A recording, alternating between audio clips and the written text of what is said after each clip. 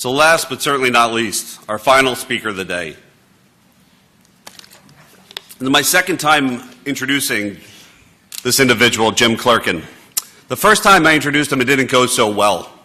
I announced that he had been swimming in the alcohol business for 25 years. Not the best way to introduce him. It certainly did not do it justice. I promised I would do it better the second time. As I mentioned, Jim Clerkin is the CEO of Moët Hennessy USA. Jim is a friend of the organization, and we're honored and delighted to have him here today. He has over 30 years of experience in the wine and spirits industry. Over his career, Jim has worked for a number of the most prestigious and successful companies in the industry, including a company we all might know, Guinness, Gilbey's, Diageo, Pernod Ricard, Beam Global. In 2008, he was recruited to the iconic brand of Moët Hennessy, the wine and spirits division of LVMH, where he was appointed CEO in 2010. He's also the vice chairman of the Distilled Spirits Council of America. And outside of work, he's the chairman of Cooperation Ireland in the U.S., which is a non-for-profit organization that focuses on promoting peace and reconciliation. Born in County Down, Jim now lives in Westport, Connecticut, with his wife Jenny and their 4 children, Rachel, James, Jennifer, and Luke. Please give our closing speaker of the day a warm round of applause, Mr. Jim Clerkin. Thank you very much. Thank you. Well, thank you, everybody, and I'm absolutely delighted to get a chance to come along and speak to you, but frankly, I'm somewhat humbled to be on the same stage as Mark, fellow Ulsterman, just an extraordinary story. I was a somewhat failed marathon runner myself, and I know what it is to try and get through the last 285 yards of every 26 miles you do. And I feel somewhat emotional about listening to that wonderful story, and worrying about my numbers and worrying about my budget suddenly means nothing to me anymore. It's an honour to be in the same room as you, Mark.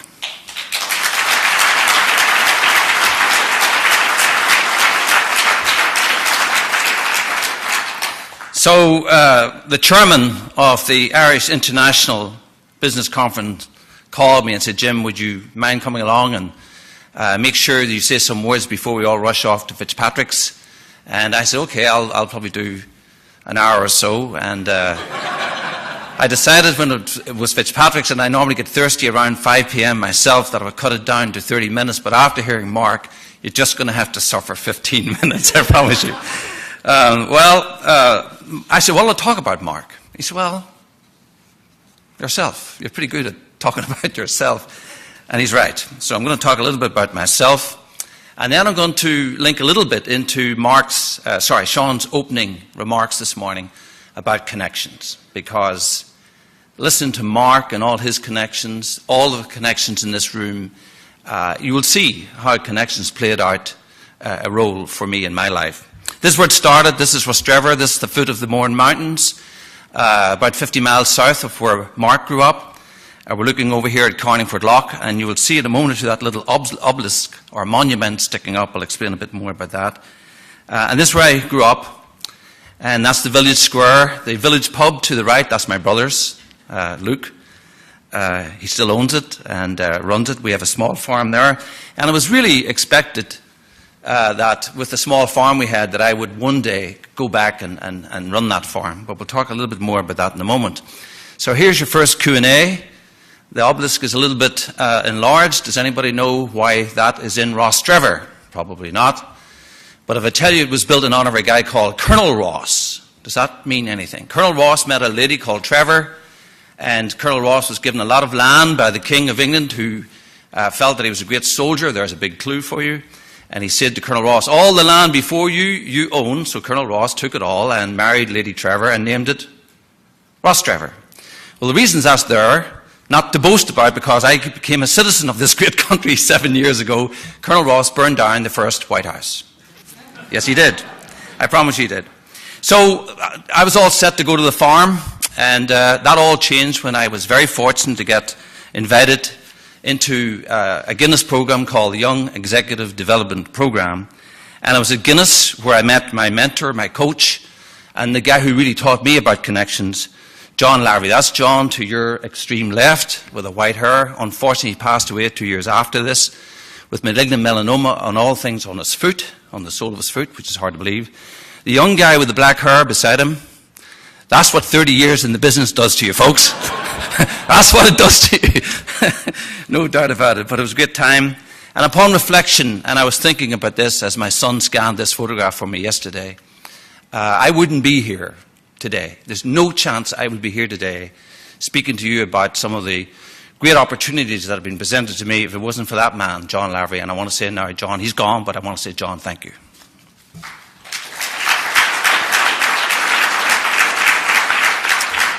So John and I paraded through the streets of Dublin, Belfast, and all over Ireland with Guinness. I spent 18 fantastic years there. Guinness in those days is not like today. I'm not going to say anything negative, but it was a family, literally, genuinely, a real family. And Lord Ivey was the head of that family, and we knew him all, and we all had free medicine, we had free food, we had free pints, not too shabby.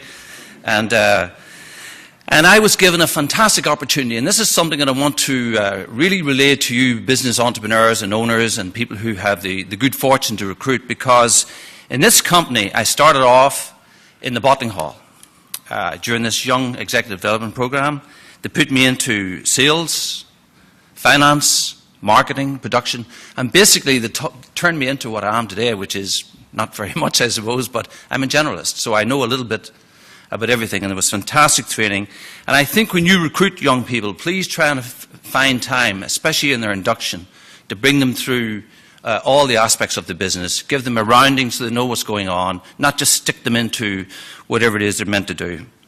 After those 18 years, though, I guess I was hoping to go further, and I got a knock on the door, and a company called Gilbey's, which is part of the Grand Metropolitan Group, asked me to join them as a managing director, and who wouldn't want to be a managing director of the largest wine and spirit company in Ireland? So I headed down to Dublin in 1994, and I took the chair of a legend in the industry, a gentleman who also needs reminded, or we should be reminded of, David Dand. I don't know if any of you have ever heard of David Dand, but there's probably 5,000 people who claim that they created Bailey's. David Dand created Bailey's. And I was so fortunate to take his chair, and even more fortunate when I read through all his files. He spent 5 years trying to get Bailey's Irish Cream up to 5,000 cases. His great friend Peter Malone of the Jury's Hotel Group in Dublin got him his first 1,000 cases by putting it into cakes because he couldn't sell it in the bar, so he turned it into a dessert. Totally true. Today, Bailey's is 8 million cases. So David Dand really was onto something. Now, Gilbey's was part of Grand Metropolitan, and this is where it all starts getting confusing, because in 1998, Grand Metropolitan merged with Guinness. So there I was back with all my old buddies again, and I took over the Diageo business in Ireland in 1998, and I stayed there until 2000, and became the chairman of the Wine and Spirit Association. I built myself a little cottage in Carlingford, County Louth, which we'll talk about later, and I said to myself, well, life was good. Then I got a call to London, and my boss says, Jim, you have to move. Go west, young man. You don't have enough international experience. And before I knew where we were, my wife and youngest son, Luke, were off to California and into San Francisco, where we had a fantastic time. And I took over a business which scared the hell out of me, I don't mind telling you.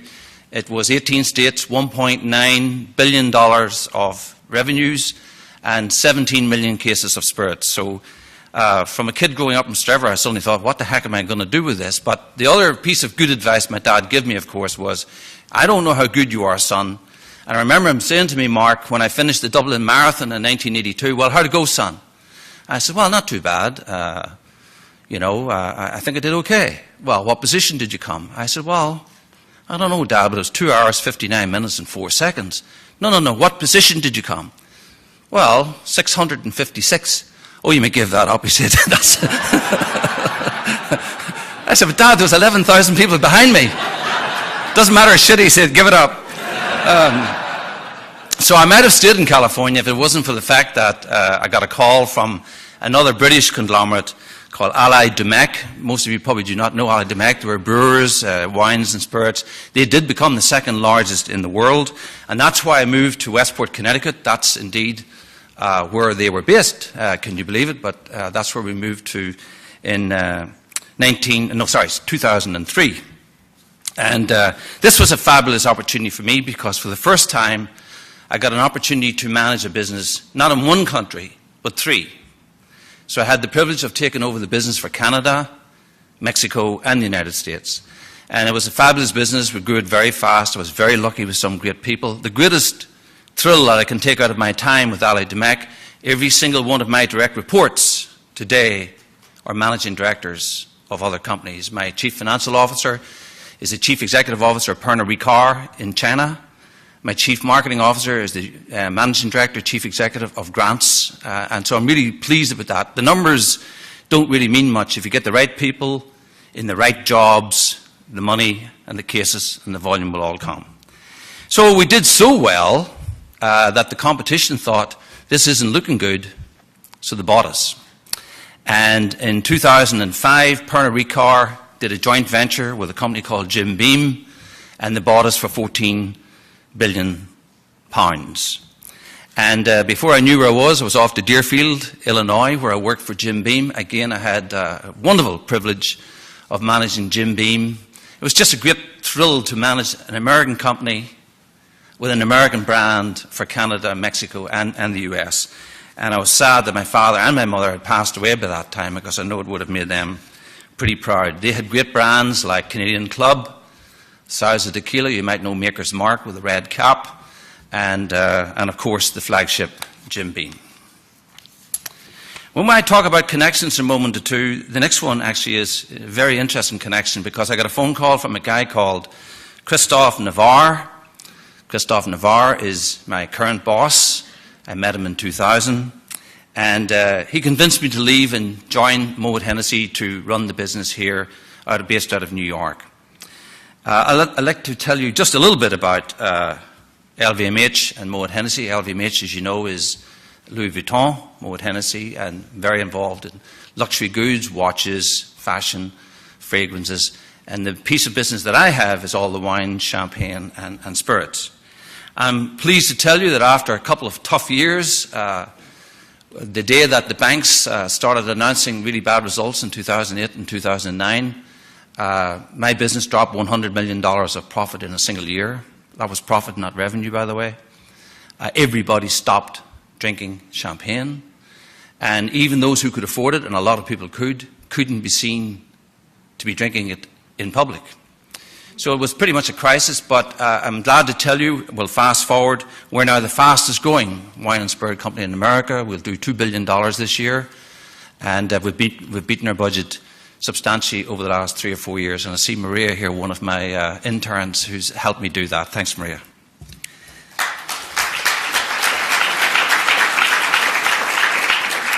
When I looked at the agenda and I saw Sean's opening remarks were about connections, I thought I'd start talking a little bit about connections. And I'm going to start talking about connections with our wholesalers. In America, as a consequence of the repeal of prohibition in 1933, after the failed experiment, did you know, by the way, here's an Irish story for you. Did you know that between 1921 and 1933 we had prohibition, which meant that alcohol of all sorts was completely banned in America? Well, did you know that during those years we sold more booze in the history of all America? There was more alcohol consumed during the time you weren't allowed to drink it. So what does that tell you? If you want to sell that, tell people they can't get it. It is true in luxury, that's for sure.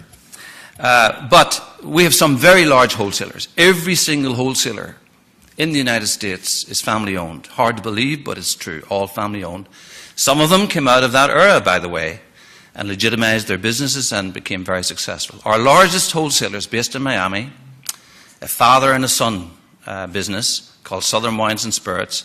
And this year, their revenues will be 11 billion, and that's billion with a B, just a family-owned business. And the way they operate is all about connections. They have connections with the authorities, the politicians. They have an enormous lobby because we're self-regulated. We regulate our own industry. They have connections with every magazine owner. They have connections with all the big football stars. They have connections with all the VIPs. And they never lose a connection. They're very involved in making sure that it all comes together, because they all know that if these people develop and grow, get into power, those connections will come back to support you at some time in the future. And they do pay off, I promise you. A couple of the connections that really matter to me. Top left-hand side, that's Christophe Navarre, that's my boss. I met him in 2000. He and I got on extremely well. I was a competitor of his, and he kept in touch. So much so, he called me in 2008, and now I work for him. So much so, not only do I run the business for him in the United States, which is, I told you, about $2 billion, but he put me on as global executive. Now, there was a connection I could have just let go, or he could have let go. But that connection has brought me to this table today. The gentleman in the middle, the top middle, is Larry Ruvo. He's our wholesaler distributor in Nevada. Larry built a hospital through fundraising. I helped him fundraise. I have a little cottage, as I mentioned, in Carningford. I put it up for auction one night. Steve Wynn, who owns all those great casinos down there, paid $250,000. And you want to see the place he got for $250,000. But he did pay $250,000, and they raised $23 million. It was the largest single fundraising night ever in the United States so far. And the hospital's built. It's called the Lou Ruvo Institute. It was designed by Frank Gehry, the astonishing architect. And Larry said to me, by the way, when you're moving to the United States, when you're moving to New York, you've got to know a few people there, Jim. It's a tough, tough, tough city when you're doing business. I'm going to make a phone call for you. I'm going to call Marvin Shanken. Does anybody smoke cigars or drink wine?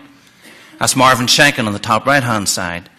And he set up lunch for me the first week I was here. I met Marvin. Marvin has been astonishingly helpful to me. He took me under his wing when I came to New York. He writes astonishingly good reports for all our wines and champagnes. We just got 98 points in Wine Spectator. I'm sure that's a big coincidence, which helps enormously in terms of our pricing and our volumes. And he said to me, by the way, I want you to meet the best wholesaler in New York. The best wholesaler in New York is the bottom left. That's Charlie Marinoff. He owns a company here in New York called Charmer Sunbelt. He's small, by the way. He only did $5.7 billion last year. But Charlie came along to some of my events with Corporation Ireland, and he said, you know, I'm really interested in what you're doing, and this is great about young people, trying to get them off the streets, the youth leadership program, etc., etc. Is there any way I can help? And I said, well, you're helping, Charlie, by just coming along. And the next day he sent me an envelope by Federal Express, and I opened it up, and he sent me $250,000 for Corporation Ireland. That was a pretty good connection, right? And the guy on the bottom right, that's Wayne Chaplin. He owns Southern Wines and Spirits. I met his father in California in 2000.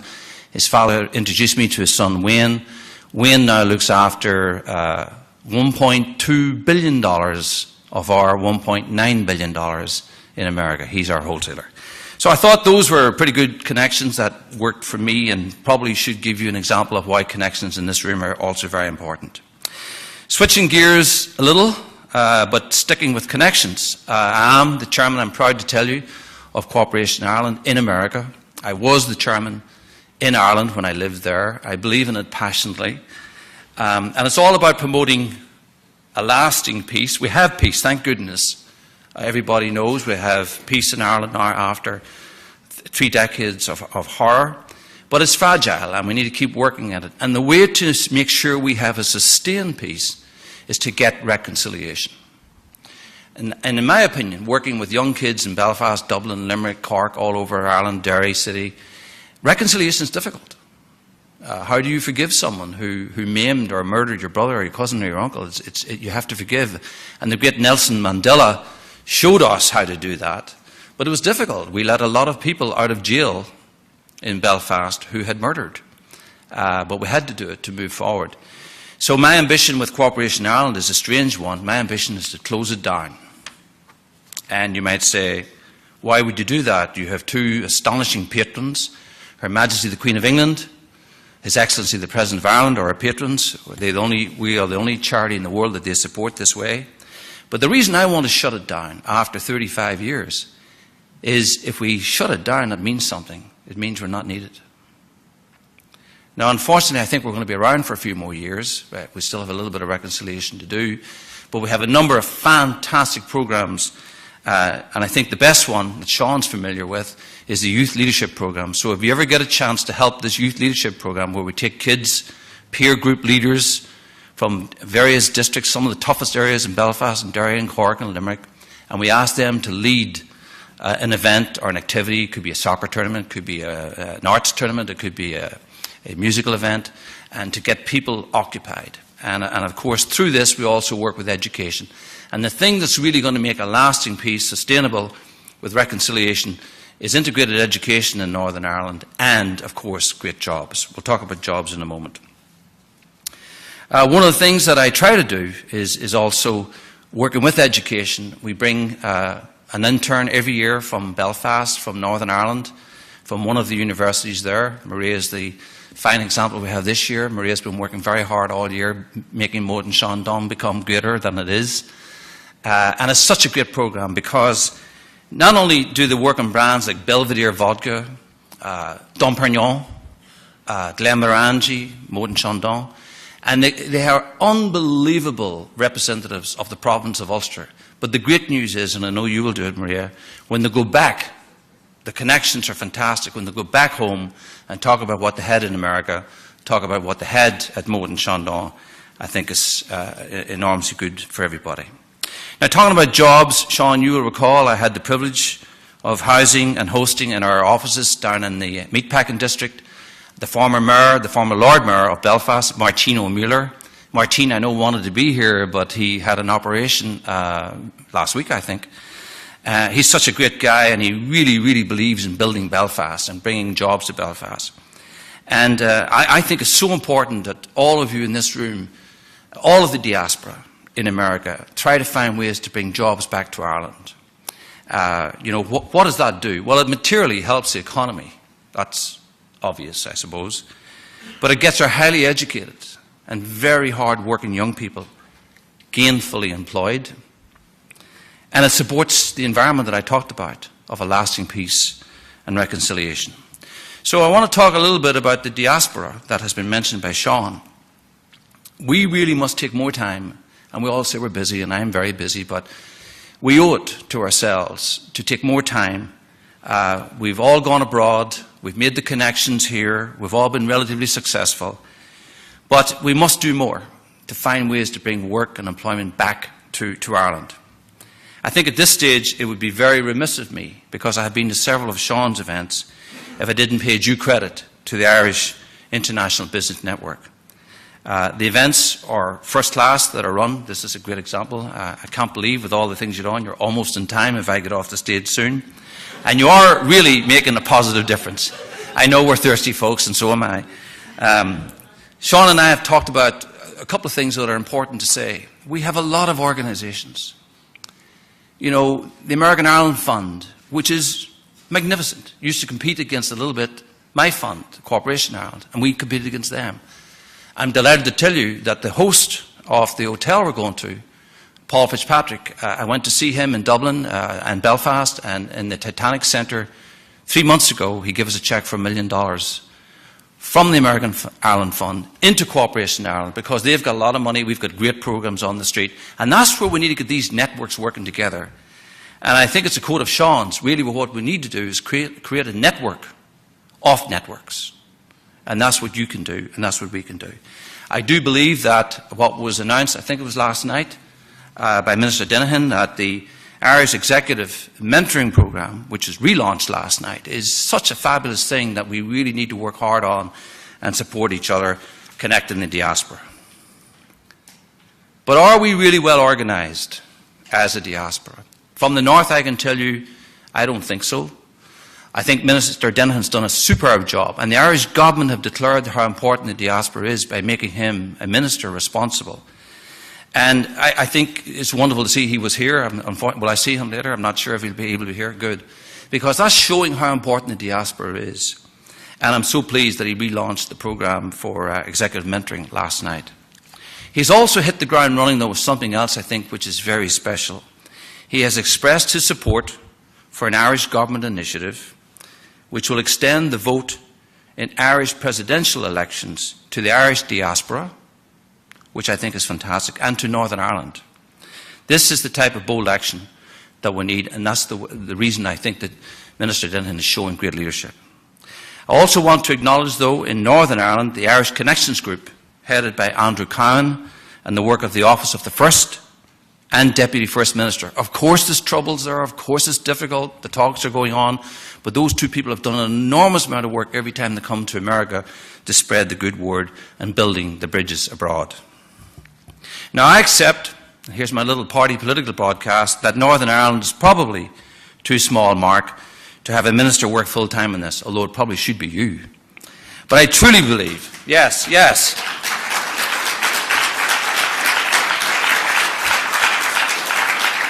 I truly believe that we need a full-time official head of the Northern Ireland diaspora to work with the Southern Irish diaspora and bring us all together.